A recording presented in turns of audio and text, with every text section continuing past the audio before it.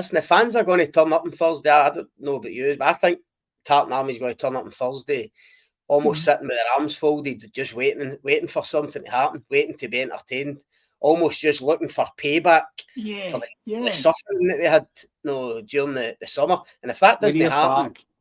We need a spark. Yeah.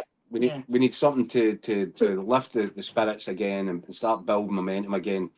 I just worry that this company that we're in might be a little bit too talented for us to find that. And he has got a cautious side. Yeah. See if we were going in against, I know we played Finland before we went to the Euros and it wasn't great. But see if it was that level. Yeah. Then you could go out and you could probably think that Clarke would take a risk on, let's start Bendo, let's see what he can do. Yeah. But because this is the one game in this group that he probably thinks I've got a decent chance of a good performance, it might encourage him to be cautious again.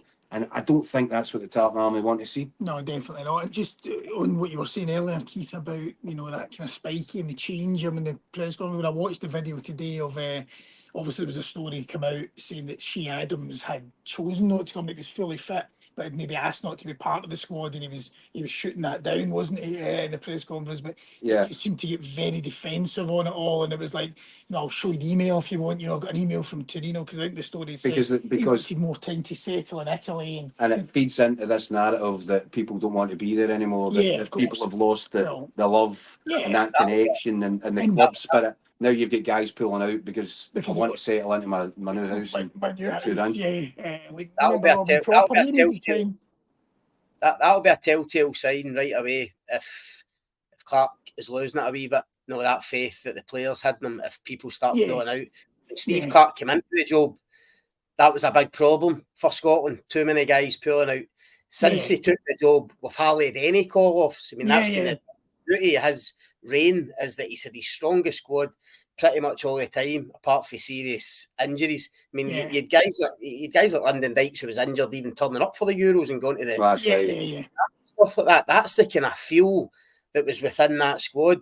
I think it'll be really interesting in the next couple of months, between obviously this international break and then October, to see how many people pull out and how many people aren't there. And that would be a worry if that starts to happen. That's a serious.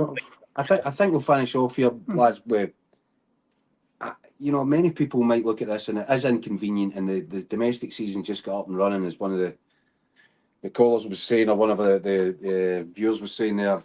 And so it does feel like, here we go. That's a bad feeling, because remember that Scotland managed to break that cycle. Totally. Where it was, it's brilliant, it's international break, because you were really buzzing for it, and the whole country was up for it. Yeah. I think this makes this game so interesting, because it feels like an inconvenience. It feels like something we could all do without right now. Yeah. Wouldn't it be great if on Friday morning the buzz is back? Oh yeah. And you're thinking, I thoroughly enjoyed watching that last night. By the way, Ben Dolk's going to be an absolute world beater. Absolutely. And Steve Clarke's taking the handbrake off that team. Yeah. I think that's what we need from tomorrow night.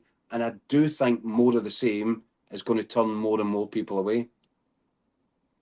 I agree, but listen, I says to you last night, Jack, I mean, on Thursday night, I would start Max Johnson, Ben Doak and Ryan Gould in the starting 11, but I'm pretty certain Steve Clarke won't do that.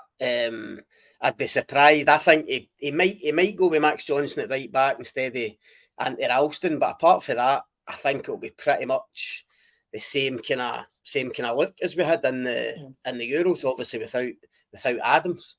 Are you expecting radical changes, or are you expecting? No, I agree with Scott. I don't think he will. But the other one that we've not even mentioned, and of course this is through no fault of his own, is Callum McGregor, of course, retiring. I mean, what a blow that is from, and that's where you do sympathise, to lose a player of that quality. And he's not someone who has chucked it because of the manager. I mean, that's clearly he's made a decision. He sat down and thought that one through.